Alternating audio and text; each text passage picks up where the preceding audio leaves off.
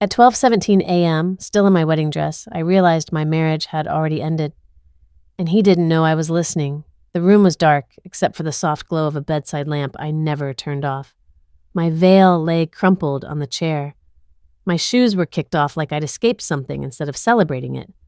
The clock on the wall ticked too loudly, each second echoing the truth I wasn't ready to name yet. He was gone. Not stepped out for a moment, gone. Not needed air, gone. Just gone on our wedding night. I remember sitting on the edge of the bed, smoothing the fabric of my dress over and over as if that could smooth what was happening inside me. I told myself not to panic. I told myself there had to be a reasonable explanation.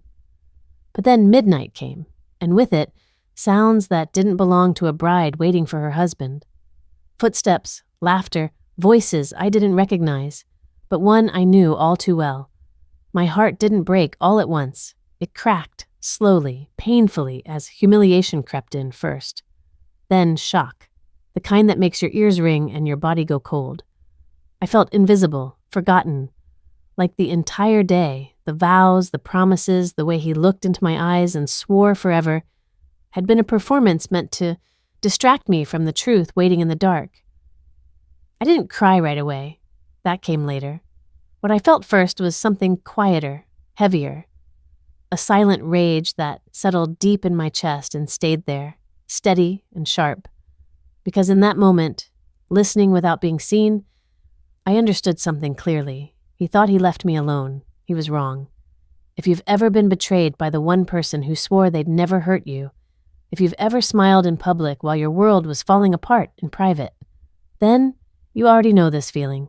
And if you've ever imagined what justice might look like after a betrayal like that, go ahead and like this video, subscribe to this channel, and share your own story in the comments. You're not as alone as you think. Because what happened next wasn't an accident, it wasn't a mistake, and it wasn't the end of me. But to understand how I ended up standing there in silence, heart pounding, listening as my wedding night turned into something else entirely. You need to know how this story began. The morning of my wedding felt like sunlight poured into a photograph. Soft, warm, impossible to ruin. My mother hummed in the kitchen while the hairdresser worked through my veil, fingers moving with the kind of practiced tenderness that suggested she'd been there for every important moment of my life. My sister brought me tea on a silver tray and laughed at the way I kept checking the window as if the weather could change the way my heart felt. The air smelled of lilies and hairspray, perfume and hot coffee. I remember the fabric of the dress against my palms, the way the beading caught the light and scattered it across the wallpaper like tiny promises. He had always loved the way I smelled on mornings like that. He said it made him feel like home. He called me at 7, soft and sleepy, and I could hear the airport announcement in the background. "Don't forget to eat," he whispered. "Don't forget to breathe." That was him. Gentle, steady. The man who brought me a paper from the corner store on days I was too tired to think, who kissed the top of my head when the news made me cry, who learned how to braid my hair after insisting he never would. He had a laugh that folded into mine and a way of making the world shrink until it fit between the two of us. We'd been together 7 years. 7 years of small rituals and loud arguments, of nights cooking pasta with too much wine and mornings apologizing over coffee. We'd met at a mutual friend's rooftop party, him balancing a plate of nachos, me complaining about a seagull, and something about the way he steadied my cup with 2 fingers made me think of safety. He was consistent. He was the kind of person who remembered birthdays without Facebook reminding him. He introduced me to his parents, to his circle, to his routines. I knew his favorite song, the name of his childhood dog, the smell of his work jacket. Trust, for us, had felt less like a leap and more like a series of small steps we took together, until one day there was no gap between us. There were signs, the sort you could pin to the corkboard of a life and call them circumstances. A late text here, a missed dinner there. He would answer in clipped sentences sometimes when he used to ramble, and once or twice I caught him staring at his phone like it contained the gravity of the moon. I told myself people are busy, people forget when they're excited or stressed.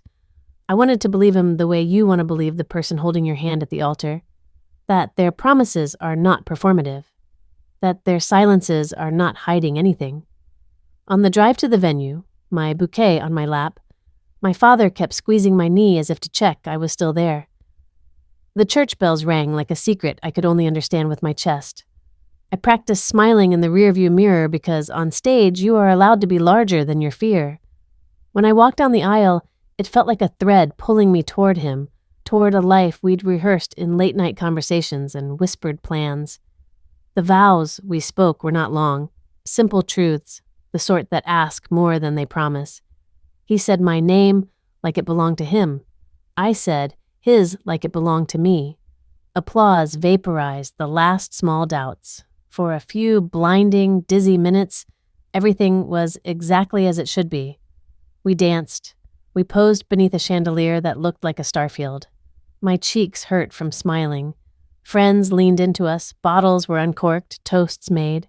All of it a course confirming what I hoped the world would hold for us. People said, we looked perfect together, and I believed them because I wanted to, so badly my jaw ached. Still, there were little moments that later sat in my memory like stones at the bottom of a pond, small, weighty, and easy to miss when the surface is so shimmering. At the edge of the reception, he stepped away to take a call and returned with a distance I hadn't seen all day. His eyes didn't find me across the room the way they always did. He laughed when others joked, but not at the things that used to make him tilt his head and fall into full belly laughter. He checked his phone once, twice, then again, fingers sliding over the screen with a careful, practiced motion. I waved at him from the table and he nodded, polite but not present, as if the part of him that belonged to me had been borrowed for the portrait and returned the moment the flash went off. I told myself to ignore it. I told myself to file it under wedding day nerves or too much to handle at once. My father came to press a napkin into my hand and said, "You look radiant." And I wanted to believe that radiance could polish over everything. But just before the cake cutting, I caught him near the bar, phone backlit against his palm. He was smiling at something I couldn't see, the kind of smile that wasn't for me. My breath tightened. I laughed loudly to cover the sudden hollow feeling. The music swelled, the band played our song, people cheered. He came back to the table and kissed my forehead with a tenderness that betrayed nothing. I kept watching him, trying to map the distance in the way he held his jaw. Each time, his hand slipped to his pocket to check that phone, the thread of certainty I'd woven over 7 years trembled like a cello string. The night should have been limitless. Instead, each discreet glance at that glowing rectangle chipped away at the enormity of our promises. By the time speeches ended and people began drifting into quieter conversations, his attention had become a series of small withdrawals, an absence measured in seconds between texts. I didn't want to be the woman watching her own celebration shrink into the shape of a stranger's screen. So I told myself stories, harmless ones, and smiled through the applause. But in the back of my mind, like an echo, a question formed and refused to go away. What is on that phone that he cannot be without, even on the night he promised forever? The reception swelled and narrowed around that unanswered question, and I kept returning to him with a hope that looked increasingly like insistence. Then, between a toast and the band's next encore, I saw him again, across the room, alone by the window, more intent on the glow in his hand than the person who still wore his name. We arrived at the suite like two people carrying a lifetime in a suitcase. The door closed behind us with a soft click that should have sounded like finality and comfort. Instead, it sounded hollow. The room smelled of roses someone had ordered for us, overripe, too perfect, and the city lights pooled under the curtains like distant promises. I remember trailing my fingers over the headboard, as if confirming that this place was real and not a stage set someone had prepared for a scene I was still learning to play.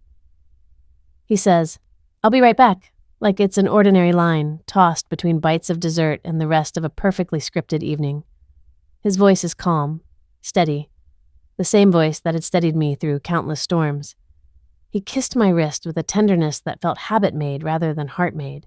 And then he was out the door, leaving the echo of the latch and a soft click that made the room feel larger in the worst way. I sat cross-legged on the edge of the bed, shoes in a heap on the floor, the heels still echoing the day's march. The fabric of the dress pooled around me like a white sea. I began to take off the jewelry slowly, as if unhooking each piece might untangle the knots inside my chest.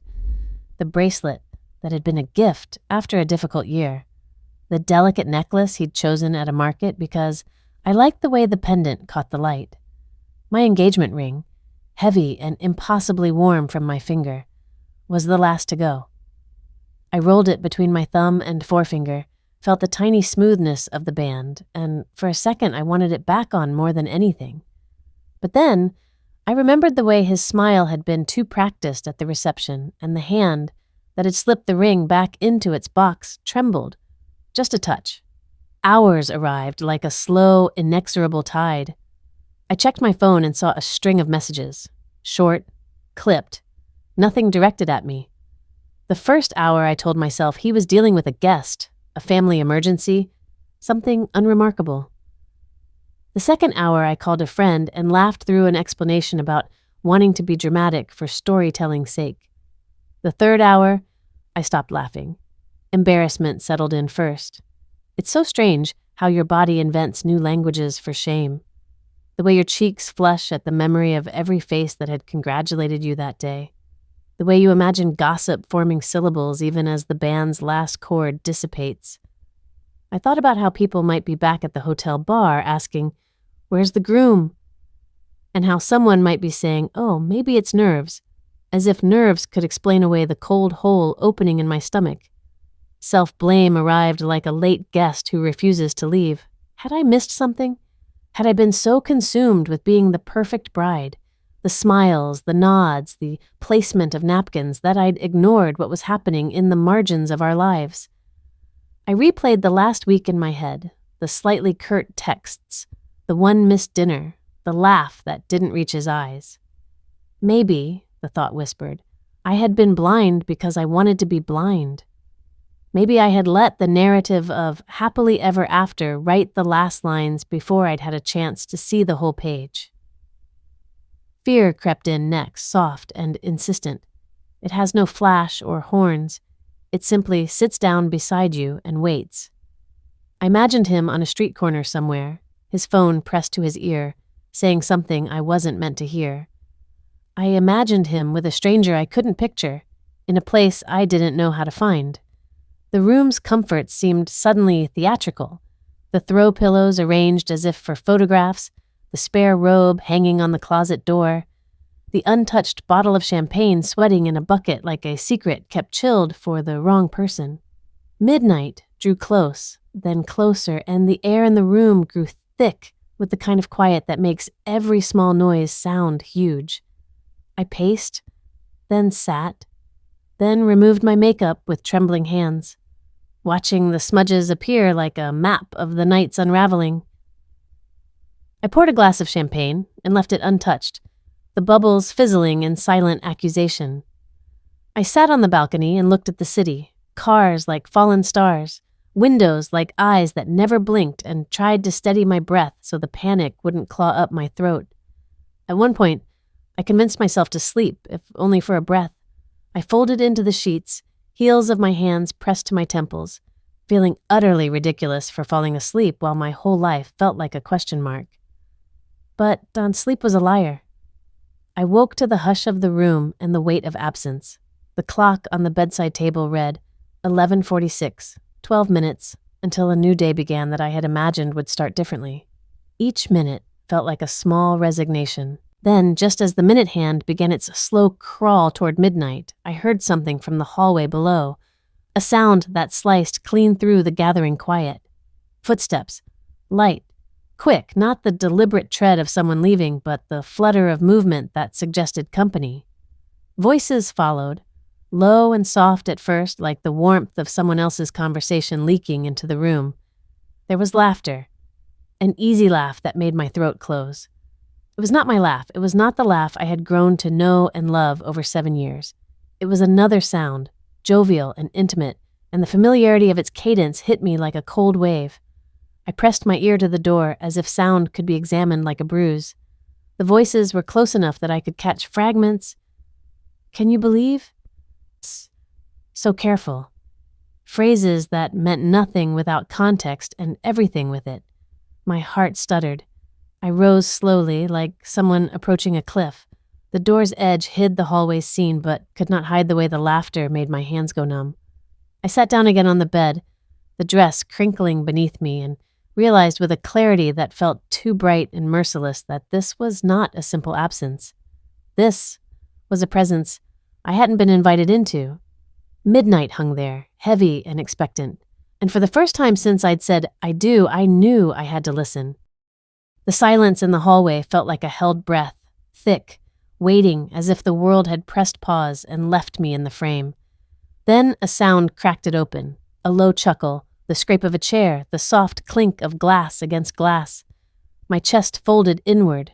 My heart, which had been keeping an obedient, small rhythm, suddenly hammered like it wanted to escape my ribs. Every little noise swelled, my own heartbeat, the fabric of my dress shifting when I moved, the whisper of the air conditioning, until the other sounds were not background, but a storm with me at its center. I moved without thinking, driven by a part of me that had nothing to do with pride or ceremony, and everything to do with the raw need to know. My bare feet were surprisingly quiet on the carpet as I stepped out into the corridor, the cool air hitting my skin like an accusation. The lamp at the end of the hall threw a pool of light that did nothing to comfort me. I pressed myself flat against the wall, every inch of my body a listener. Voices spilled from the open door 2 rooms down, low, intimate, the kind that belonged behind closed doors and not behind the painted wood of a hotel corridor. Hiding felt like dissolving. I dropped into the shadow of a coat rack and leaned into it, fitting myself into the small space between pillars of luggage like an animal that had been trained to be small. I listened. I let the sound come to me in pieces, letting my ears stitch together phrases that made no sense and then, suddenly, terrible sense. A laugh, soft and high, a perfume-laced laugh that was not mine. Then his voice, the same voice that had promised me forever, saying something tender and ordinary in a way that felt obscene. "Perfect," one of them murmured. "At midnight, no one would suspect." The words were a match struck in the dark. My brain scrambled to find footing. For a second, there was only the mechanical act of breathing, the inhale and exhale that told me I was still alive. Then the rest came in sharp, unforgiving clarity. The laughter belonged to a woman I didn't know. Her perfume, sweeter than the lilies in my bouquet, wrapped around his words. He sounded colluding, not apologetic. He sounded amused where I felt broken. I pictured faces, wedding guests still smiling in photographs, my father beaming as he raised a glass, our friends cheering. Each smile felt like a photograph of a lie. I crept closer until the edge of the doorway allowed me to catch a sliver of the scene. There he was, my husband in a tux that still looked crisp from the day's festivities, but his posture was different, unbuttoned in more than one way. He had an easy hand on the small of her back that belonged only to people who had practiced closeness. They were engrossed in one another, leaning in as if the whole world had contracted to the space between them. Their conversation was a private thing, threaded with a familiarity I had never seen aimed at me. Pieces began to fall into place like tiles in a mosaic I did not want to look upon. The late text that had felt like a nuisance now read like a script cue. The distracted smiles, the absent laughs, momentary steals from a life that ran parallel to the one I believed in. The woman laughed at something he said, and there was a flicker of something like triumph in his eyes, as if a plan had gone exactly to schedule. My mind, traitorously practical, catalogued the little details. The ring he still wore on his finger, the fact that his cufflink was out of place, the way he checked the corridor now and then to ensure no one had come to interrupt them. My face went numb. Numbness is not the opposite of feeling, it's another kind of feeling that shields you while the rest of you recalibrates. I felt the world move through me, sound like water, without it meaning anything. I watched them lean toward each other, and in the instant their hands brushed, something inside me split open with a raw, bright pain that registered in my mouth, my throat, behind my eyes. For a heartbeat, I could not find a name for the sensation. Was it grief? Rage? a sorrow so big it had to be renamed. Then anger came hot and immediate. Not the jagged, raw thing you expect in a movie, but a cool, deliberate fire that smoldered under my skin. It was not the furious lunge of someone who acts without thought. It was the steady, dangerous kind that plans. My mind rewound scenes from the past months with the ruthless attention of an investigator who had been at that text, who had called at odd hours, who had orchestrated small misdirections. The laughter I had heard at the reception, the one I'd brushed off as nerves, suddenly had cadence, rehearsal, timing, coordination. This was not a mistake. This was not a lapse. It was choreography. They spoke again, conspiratorially, and this time the words that floated out confirmed every worst suspicion. "No one will ever know how we timed it," she said. "They'll all think it was the stress, the perfect cover." My legs felt like they belonged to someone else. I could hear my own breathing because the shock had not yet given way to action. My mind rehearsed a million replies I did not deliver. There was a tidal wave of betrayal washing over details I had once treasured, his smile, his constancy, our plans, washing them clean of the life I had believed they held. When I staggered back into the shadow and let the corridor swallow me, the mask of the wedding was already cracking in my hands. I thought of the vows, the promises, the faces that had cheered as if at the start of something sacred. I felt a ruthless, clear thing take hold of me. This was not an accident that could be forgiven with an apology. It was intent, wrapped in secrecy. It had been engineered to happen while the world watched the performance. And that's when I stopped crying and started planning. After the first wave of heat, tears shaking, the kind of raw hurt that makes your voice sound like sand, something colder slid into its place. It wasn't numbness so much as a clarity that cut away the sentimental fog. I washed my face, smoothed the dress I still wore like a uniform, and told myself out loud that drama was for the movies and strategy was for real life. The rage that had wanted to roar learned to breathe quietly. It folded itself into a small, precise resolve. Confrontation would have been theatrical. I could have marched back into that room and demanded answers under the hotel lights, but theatrics rarely win if you're the one holding broken shards. I decided, instead, that silence would be my first weapon. No scene, no crying call to his friends, no late-night text to demand explanations. If this was a plan, I would treat it like the operation it was. Gather facts, name the players, identify what mattered to him, then pull the right thread at the right time. What I knew was simple and damning. He had orchestrated a secret meeting on our wedding night, timed, rehearsed, with an accomplice who had a part to play. The clues weren't poetic, they were practical. The patterned absences, the carefully worded messages, the way his laughter had a staged cadence. I cataloged names in my head. His colleague who'd been unusually complimentary at the reception, the woman whose perfume had been too familiar in his arms, the friend who'd slipped away during the cake cutting and mapped their relationships like constellations. If I could draw the web, I could find the keystone that, when removed, would let the whole thing fall. He cared about three things more than anything: his reputation, the quiet steadiness of his family's good opinion, and the little comforts money bought. Status and appearance, the illusion of perfection. Those would be my levers: expose the pattern, show the intent. Demonstrate that this was not a private mistake, but a public deception. Let the truth travel through the channels he valued most: polite society, shared acquaintances, legal documentation if necessary. I wanted him to feel the same sting he had inflicted, measured and inevitable, but without stooping to the kind of chaos that would leave me unrecognizable. Planning was not glamorous. It was long lists and patient observation. I practiced being ordinary so well it became an art. I smiled at family brunches and let my laugh be the same light I'd been practicing for years. I returned guests' messages with the practiced warmth of a woman who had just entered her new life. I let friends hug me and tell me how happy I looked, all the while watching his phone activity when he wasn't careful enough to hide it. I planted small, innocuous questions in conversation to watch reactions. I took notes, mental and otherwise, on who texted when, who called, what was said in passing, and how people avoided answering directly. Obstacles were everywhere, subtle and pointed. The most dangerous one was the mask I had to wear, the dutiful, affectionate wife who trusted and forgave. To all outward appearances, I was that woman.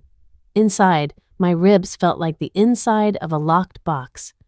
Pretending was its own kind of labor, measuring responses, timing smiles, practicing the slow exhale that would make people think everything was all right. Sometimes, the performative calm cracked. A word, an unexpected laugh, or a memory would make my chest tighten. I learned to swallow those moments and let them pass. The less visible my pain, the more vulnerable his deception became to exposure. There was also the moral weight of what I was doing. Revenge, I reminded myself, was not about destruction for its own sake. It was about truth and balance. My plan had to be cleaner than his betrayal, easier to explain than his lies. I refused to be the version of myself that my anger wanted, vindictive and reckless. Instead, I would be surgical, patient, unassailable. I would build a case he could not laugh away and a revelation he could not spin. The psychological tension was a constant companion. I found myself rehearsing phrases in the mirror, soft, measured words I might use in public to nudge the right people into noticing. I practiced the tone that would make accusations land without sounding hysterical. At night, I lay awake cataloging small victories, an email I had saved, a pattern I had confirmed, a witness who had admitted to noticing oddities. Each little confirmation felt like a piece slotted into a puzzle that, when finished, would be undeniable. Time became my ally and my tormentor. I constructed a countdown that lived in the margins of my day, weeks of patient watching, a plan for when family would be gathered, a moment when reputation mattered most.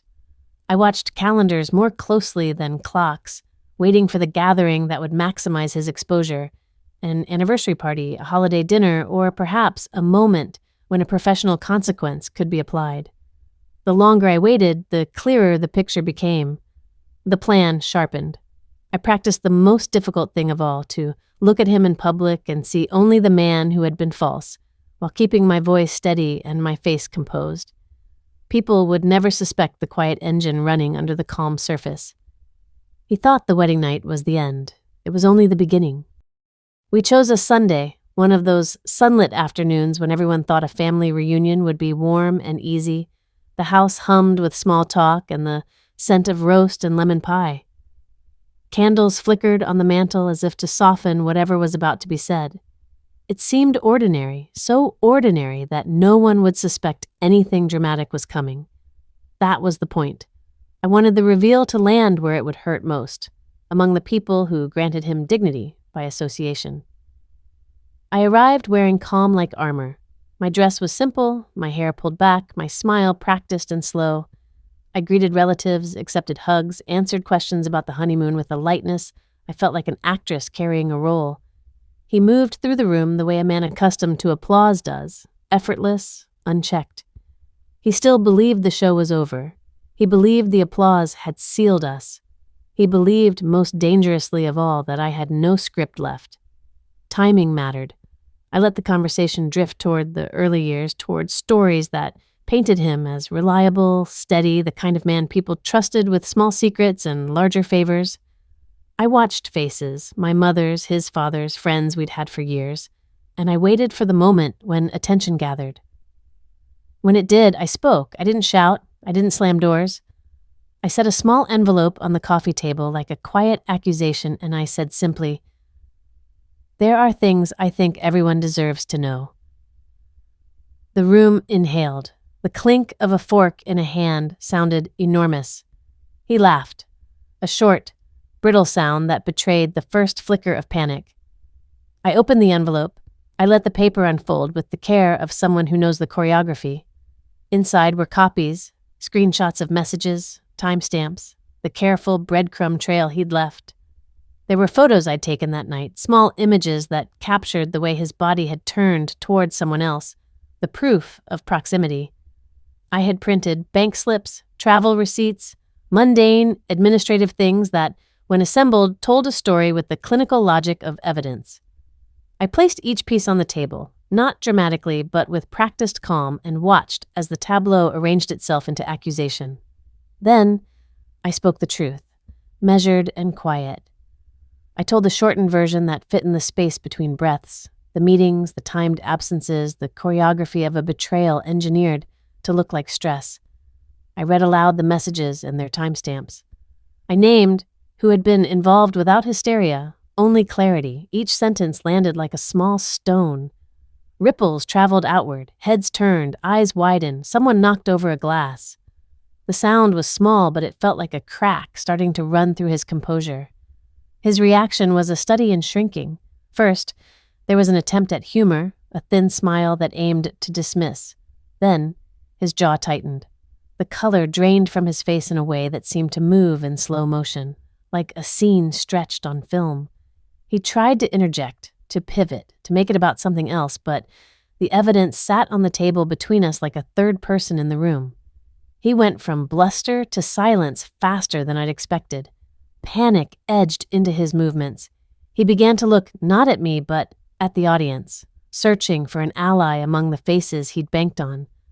Around us, reactions came unedited, gasps, a soft, involuntary exhale from my sister, my father's hand clenching on the back of his chair, a cousin's face going tight with confusion, and then quickly, anger.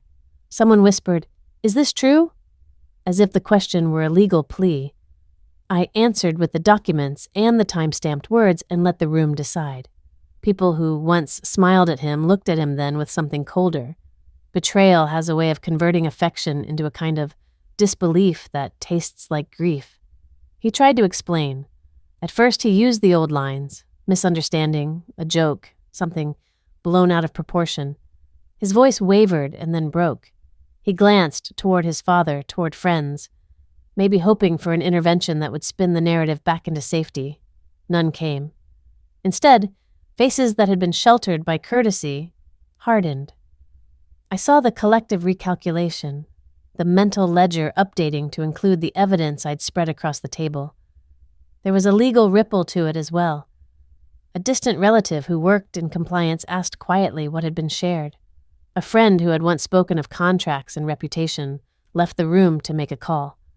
I did not need to orchestrate the consequences. I only needed to show the structure of the deceit so that others, in their own channels, could decide. Reputation is not a thing one destroys with one hand. It crumbles under the quiet attention of those who had entrusted it.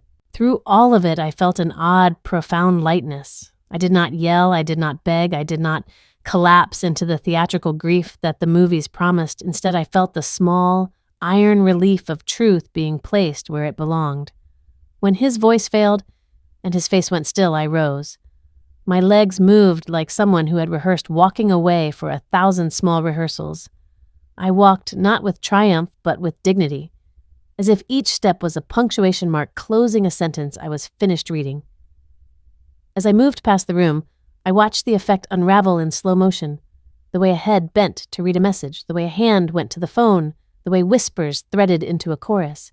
He sat there, shrinking into the empty center of our life, the man who had tried to craft a parallel existence now exposed to the light. There was no dramatic collapse, no breakdown. There was instead an awful, elegant silence. His control evaporated, replaced by a small, isolating panic. Outside, on the porch, as people sifted through facts and faces, I felt the sunlight differently. It did not wash me, it clarified. I breathed in and let the air fill the space where the grief had been dense. Justice, in that moment, did not look like vendetta. It looked like balance. His reputation, the thing he had traded for secrecy, began to slip through other people's hands. Invitations evaporated. Conversations that once glossed over small faults now cataloged them. The world rearranged itself without drama. It just stopped making room for him the way it had. The payoff was slow and precise, the sort of justice that unfolds in the small, unromantic ways of real life. People stopped assuming. People started asking questions. Documents I had given moved into channels I couldn't control, and the consequences followed their own logic. I did not watch him burn. I watched him lose the cozy scaffolding he'd built with lies. And as faces turned back toward me, some shocked, some ashamed, some quietly supportive, I felt a release that had nothing to do with vengeance and everything to do with truth surfaced. I put my hand lightly to my chest, felt my heartbeat slow, and walked away.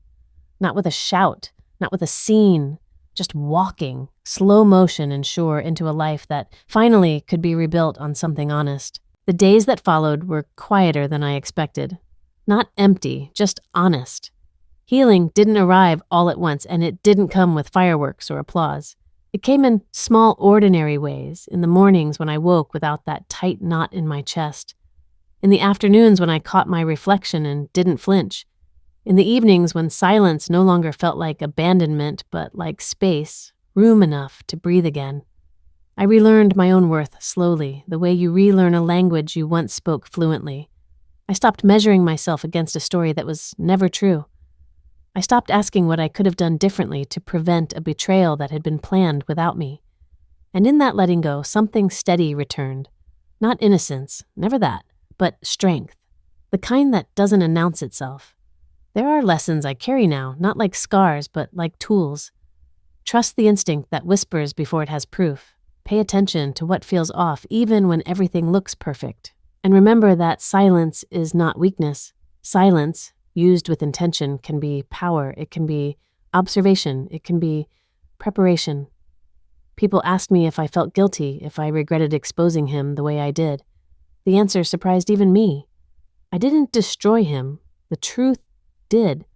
All I did was stop protecting a lie that wasn't mine to carry. Karma doesn't always arrive loudly. Sometimes it just steps aside and lets reality do its work. What I feel now isn't bitterness, it's peace. A calm certainty that I chose myself when it mattered most. That I walked away with dignity instead of staying silent out of fear. I don't replay the night anymore. It no longer owns me. It's just a chapter, one I survived, one I learned from, one that led me back to myself. If this story stirred something in you, if you've ever been betrayed, silenced, or underestimated, take a moment to like this video, subscribe for more stories like this, and share your own experience in the comments. You never know who might need to hear that they're not alone. And when you're ready, click on the next video waiting for you. There's another story there, another truth waiting to be told. Because sometimes, the quietest revenge is simply letting the truth speak.